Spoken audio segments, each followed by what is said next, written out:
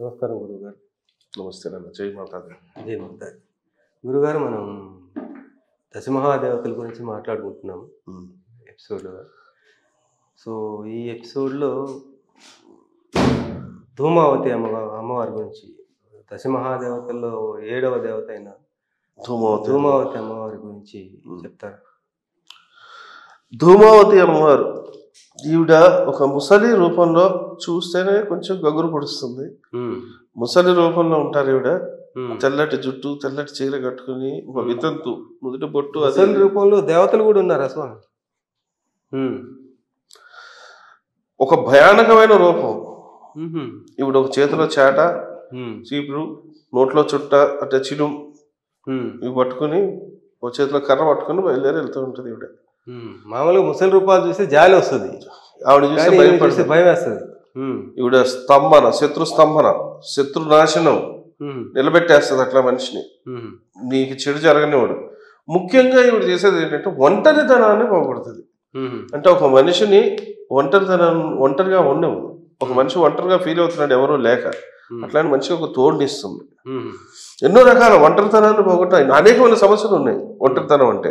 అటువంటి సమస్యలన్నింటినీ కూడా దూరం చేస్తుంది. అలాగే నీకు తీరనటువంటి కోరికలు ఏమైనా ఉంటే తీరుస్తుంది ఈవిడ. ఈవిడికి పూజలు హోమాలు చేసుకోవడం వల్ల ఎంతో లాభం ఉంది. శత్రువుని మాత్రం బగాయించేస్తుంది, దగ్గర రాని దేవుడు. అంటే శత్రునాశనం అంటే ఈ రాజకీయ నాయకులకి శత్రువులు ఉంటారు, వ్యాపారస్తులకి శత్రువులు ఉంటారు, సెలబ్రిటీస్ కి అంటే స్పోర్ట్స్ లో ఉన్న వాళ్ళకి కూడా శత్రువులు ఉంటారు.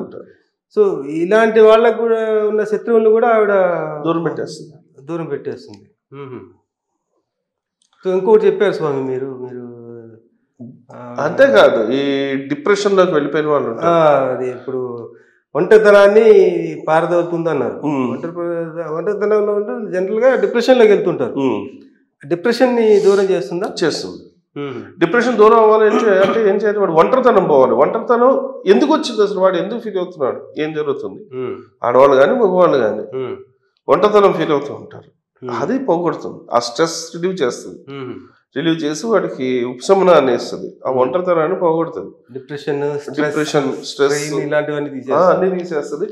జనరల్ ఇప్పుడు ఈ సాఫ్ట్వేర్ కంపెనీస్ లో ఉంటారు, సాఫ్ట్వేర్ ఇంజనీర్లు ఎక్కువ ఫేస్ చేసేది డిప్రెషన్. అంటే వాళ్ళు ఒంటరిగా ఉండరు, కానీ కొంతమంది ఒంటరిగా ఉంటారు. కొంతమంది ఫ్యామిలీతో ఉన్నా కూడా ఈ వర్క్ ప్రెషర్ వల్ల ఫ్యామిలీకి ఎక్కువ టైం స్పెండ్ చేయలేక, టైం అంతా కంపెనీకి స్పెండ్ చేస్తా, ఎక్కువ బ్రెయిన్ యూజ్ చేయాల్సి వచ్చి వాళ్ళు డిప్రెషన్ గురి అవుతుంటారు. ఇలాంటి వాళ్ళ డిప్రెషన్ కూడా దూరం చేస్తుంది ఆవిడ.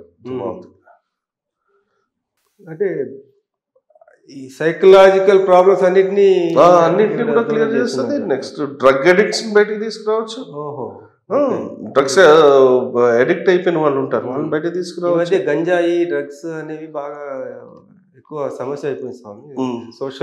సోషల్ కాజ్ అయిపోయింది, అది సోషల్ ప్రాబ్లం అయిపోయింది. సో అలాంటి వాళ్ళని కూడా బయటకు తీసుకురావచ్చు. మరి అంటే మద్యానికి బానిస అయ్యే వాళ్ళని తీసుకొస్తారా బయటికి?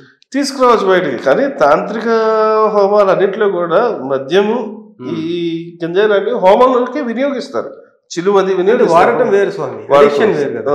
ఎడిక్షన్ నుంచి బయటికి తీసుకురావాలి. ఎడిక్షన్ వేరు. సో వజ్రంతో కొయ్యమన్నారు. వాటి అలవాటుని తాంత్రిక హోమంలో వేసి వాటిని ఛేదించేస్తాం. ఇది కూడా అంతే. ఇప్పుడు మద్యం అనేది ఎంతో 100లో ఒక 60 మంది మద్యం తాగుతారు అనుకుందాం. 60 మంది అడిక్ట్ కారు కదా.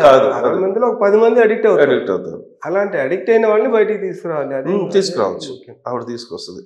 ఆవిడ హోమం చాలా పవర్ఫుల్. ఆవిడ అడిక్షన్స్ కూడా బయటికి తీసుకురావచ్చు. చాలా గొప్పగా ఉంది. చాలా బాగా చెప్పారు. Thank you.